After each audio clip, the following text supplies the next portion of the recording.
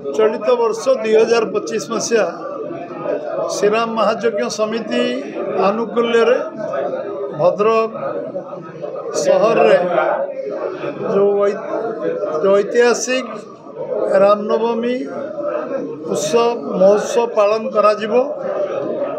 एवं एप्रिल 6 तारीख दिन शेष दिन नगर संकीर्तन रहिबो 23 तारीख दिन गणदौड़ रहिबो एवं 30 तारीख दिन साधु संत को पूजा अर्चना हम गोपूजन हम एवं मोटरसाइकेल शोभायात्रा हम एवं 31 तारीख दिन आम बाल बजरंगी मानकर साइकेल शोभायात्रा हम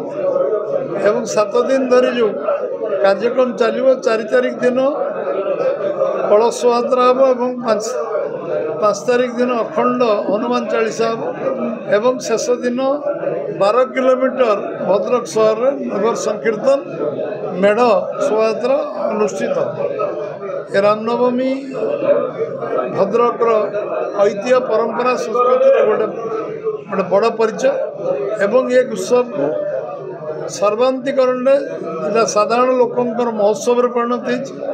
साधारण लोक अकुंठ चित्तर को साहाय्य कर समस्त आग्रह करी सारा जिला एवं ओडिशार साधारण लोक समस्त को निमंत्रण से रामनवमी महोत्सव को आसतु ए भाग नियंतु एवं एक जो नगर संकीर्तन दिन समस्त ओडिशा एकाकार हो भद्रक एवं 7 दिन धरी जो ये उत्सव महोत्सव चलो ए आपण मान सक्रिय भूमिका रो जो युवक माने आमर युवक बजरंगी माने जो गणदौड़ कर चित्ताकर्षक हो समस्त सहयोग व्यवसायी संघ तरफ बणिक संघ युवक संघ जो मेढक आमर मेढक कमिटी अच्छी एम समस्त सहयोग रही आसी वर्ष भी रहा समस्ते एथर से मन जो भावना अच्छी परिस्फुट करूँ समस्ते आम आबाल बुद्धवंता समस्ते जो भाव में एकाकार होती रामनवमी उत्सव पालन कर समस्ते ए सामिल हूँ विशेषकर माँ भौणी मानकर जो चित्ताकर्षक महिला कलश शोभायात्रा होची यज्ञ आरंभ होची माँ भौणी मैंने समस्ते सहयोग करेंगे सांबादिक भाई मैंने सहयोग करेंगे एकता प्रचार तुंडवाहित सहस्र कोश भली सबू लोक पाखे खबर पहुँचू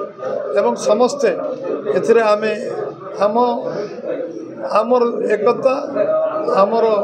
ऐतिह्य संस्कृति परंपरा को बजाय रखापी आम समस्ते मिलित होवार काम करवा एवं भद्रक जिला सब वर्ष कर गत वर्ष आम जिते कार्यक्रम वर्ष वर्ष धरी आम समस्त को अभिनंदन जनईचु धन्यवाद जनईचु स्वागत करुँ आम स्वागत करूँ एवं अभिनंदन जनइबू समस्ते आम ये उत्सव को एकाकार हूँ समस्ते आसतु आम सहित सामिल हूँ समस्त बहुत बहुत धन्यवाद। जय श्री राम।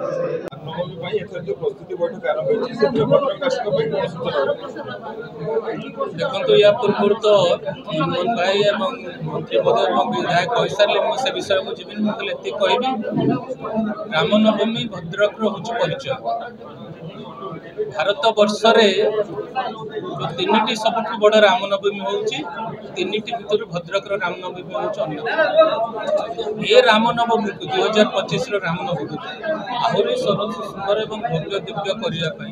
आज जो सब प्रस्ताव निश्चित भाव में स्वागत योग्य प्रस्ताव एवं ये रामनवमी इतिहास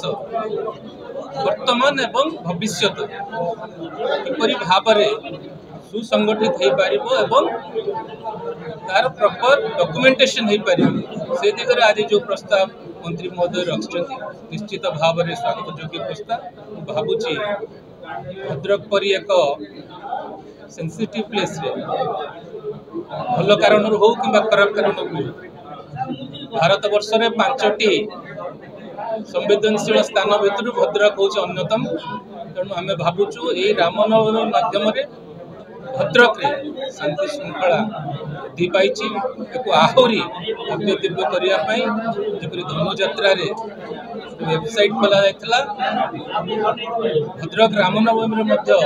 राज्य सरकार को पाखरे संस्कृति विभाग मंत्री अच्छा नवेदन रखी वेबसाइट खोला जाओ यार पास्ट रो इतिहास जो अच्छे प्लेस करा जाओ। चलित वर्ष श्रीरामनवमी मार्च 23 तारीख पाखर एप्रिल 6 तारीख अनुष्ठित हो। आज अनेक मतामत आसीला